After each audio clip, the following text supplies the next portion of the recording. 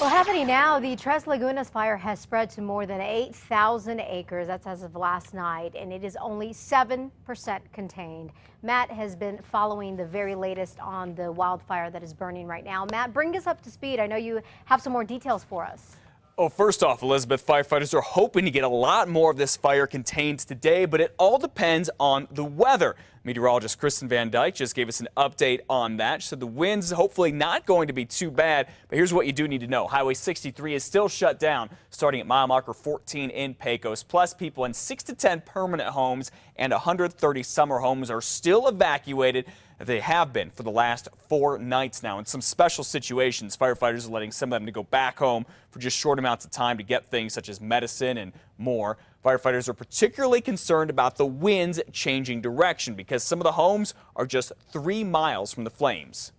Once we get containment lines, and then I get a day or 2 days of tests on those lines, and that ensures me that, the likelihood of a fire coming down the canyon is minimal, then people are going to get to go back home.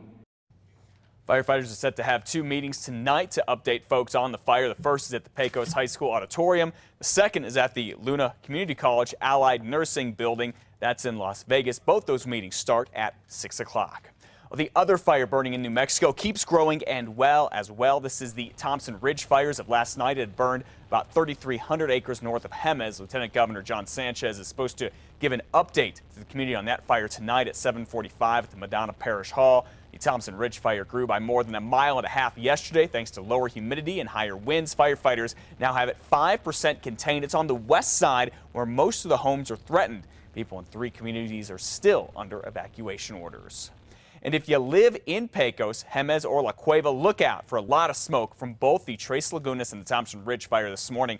Firefighters say there could be so much smoke that it could cause some health problems, especially for older folks and people with breathing problems. Santa Fe, Espanola, and Las Vegas could also see some of this dangerous smoke. This is a time lapse of it from this weekend from KRQE News photographer Terrence Seaman. If the smoke bothers you, your best bet, stay indoors until the smoke passes. Elizabeth. All right, thanks, Matt. Of course, we're staying on top of all of the developments with the wildfires, so be sure to stay with KRQE for the very latest. In other news this morning, UNM is investigating after one of its professors posted a controversial tweet. UNM psychology professor Jeffrey Miller has sparked outrage on Twitter. Dear obese PhD applicants, Miller apparently wrote, according to university officials, if you didn't have the willpower to stop eating carbs, you won't have the willpower to do a dissertation, end quote. Now, UNM Psychology Department Chair Jane Smith contacted Miller for an explanation. He claims it's part of a research study. He's a social psychologist, does work in the evolutionary area, and claims that he's been sending out provocative tweets over a number of months now to measure people's reactions to them. Miller is a tenured associate professor at UNM, currently visiting as a professor at NYU. It is unclear exactly when or if Miller will return to UNM. Well, the U.S. Department of Education says New Mexico shorted special education tens of millions of dollars. And now the state stands to lose millions because of this. The decision is based on a federal requirement that states spend as much or more on special education year after year. When the bottom fell out in New Mexico's budget back in 2009, everything got cut, yes, including special education. Last September, the state asked the federal government to waive the rules for 2 years. Well, yesterday, the feds approved one of those requests, then denied the other, claiming the state shorted special ed $34 million. On top of that, the feds also think New Mexico shorted special ed $26 million last year. The news we received from the feds today is a partial victory for the state of New Mexico, absolutely. Unfortunately, I can't agree with the idea that it's a partial victory because in the end, the state of New Mexico is still going to be on the hook for millions of dollars, and I hardly see that as a victory. New Mexico's Public Education Secretary Designate Hannah Scandera says the state will appeal the federal government decision. Well, today we could learn more about a body found off I-40 in the Northeast Heights. Someone spotted this man's body near the eastbound off-ramp of I-40 at Wantabo just after 6 yesterday. Police have not said who this man is or how he died. They are treating it as a homicide investigation. They just removed the body about 4 o'clock this morning. And new this morning, police have just released the name and picture of the man they say killed one person and shot another at this apartment complex in the Heights yesterday.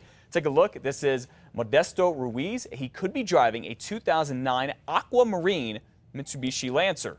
Investigators say he shot two people at the Highland Park Apartments on Roma near San Mateo about 1 yesterday. One of them was killed. The other rushed to the hospital. If you know where Ruiz is, police would like to hear from you. Well, the U.S. Supreme Court has ruled that Katie's Law is constitutional. The law is named after Katie Sepich, a New Mexico State University student who was raped and murdered nearly 10 years ago in Las Cruces.